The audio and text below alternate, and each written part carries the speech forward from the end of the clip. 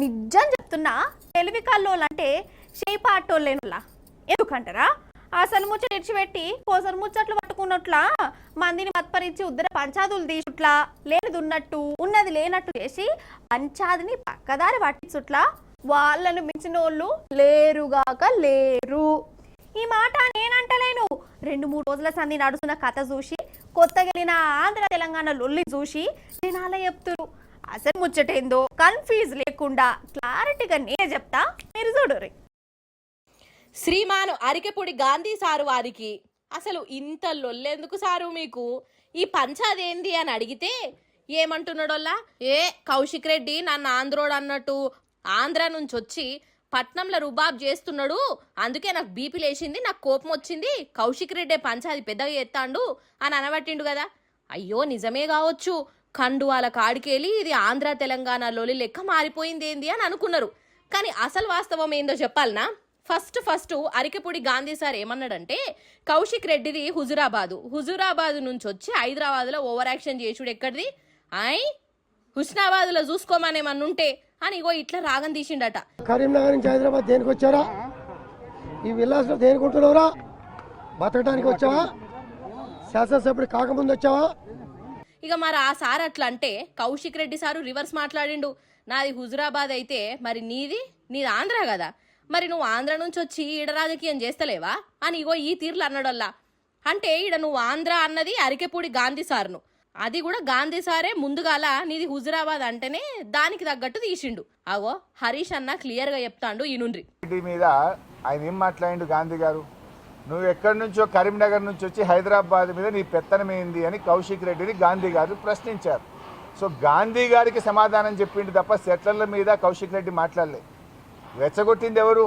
కరీంనగర్ నుంచి వచ్చి హైదరాబాద్ మీద నువ్వెవడివి పెత్తనం చెలాయించడానికని కౌశిక్ రెడ్డిని గాంధీ గారు రెచ్చగొడితే గాంధీ గారు అనే వ్యక్తికి సమాధానం చెప్పిండు తప్ప ఆయన హైదరాబాద్లో ఉండే సెట్లర్ల గురించి మాట్లాడలేదు, హైదరాబాద్లో ఉండే ఎవరి గురించి మాట్లాడలేదు. అది కేవలం గాంధీ గారు తనను ప్రశ్నించినప్పుడు తాను గాంధీ గారిని ప్రశ్నించారే తప్ప ఇంకొకటి కాదు.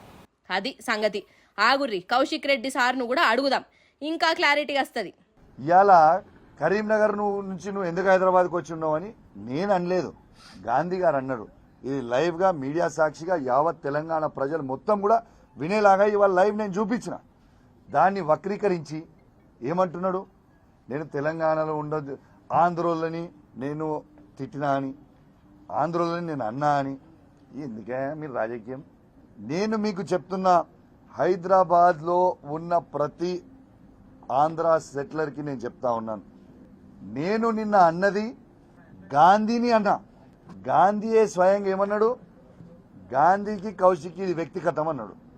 ఎస్, నేను కూడా వ్యక్తిగతంగా గాంధీని అన్నా. ప్రతి ఆంధ్ర సెటిలర్ అంటే మాకు గౌరవం ఉంది.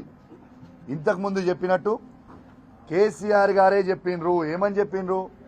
ఆంధ్ర సెటిలర్స్కి ఎవరికైనా కాలికి ముళ్ళు గుచ్చుకుంటే నేను పండ్లతోని తీస్తా అని కేసీఆర్ గారే చెప్పిండ్రు. ఉట్టి మాటలనే కాదు, ఇదే ఆంధ్ర సెటిలర్లని ఈ 10 సంవత్సరాల కేసీఆర్ నాయకత్వంలో ఎంత అద్భుతంగా చూసుకున్నాము. ఒక్క ఇన్సిడెంట్ అని ఏమైనా చేసినామా? ఒక్కసారి ఆలోచన చేయండి. వీళ్ళ చిల్లర రాజకీయాల కోసం ఆంధ్ర తెలంగాణ అని రెచ్చగొట్టి డ్యామేజ్ చేసే, హైదరాబాద్ ఇమేజ్ని డ్యామేజ్ చేసే ప్రయత్నం చేస్తూ ఉన్నారు.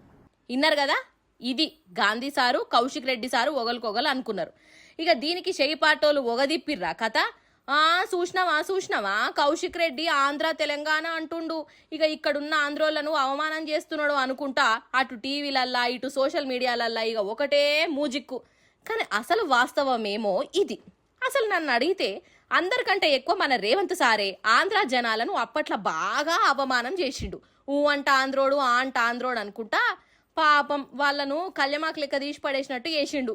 అంతలావైతే చూడురి సారు వారి అప్పటి పర్ఫార్మెన్స్. రామాద్రి కట్టడానికి ఆర్కిటెక్ట్ నియమించారు. ఆర్కిటెక్ట్ ఎవరంటే ఆనంద్ సాయి అని ఆంధ్రోడు. మనము కట్టుకునే దేవాలయాన్ని కూడా ఆంధ్ర చిన్నజీవ స్వామిని తెచ్చి మన నెత్తిన రుద్దుడు. ఇక విన్నారు కదా సార్ ఎంత క్లియర్ గా చెప్తున్నాడో.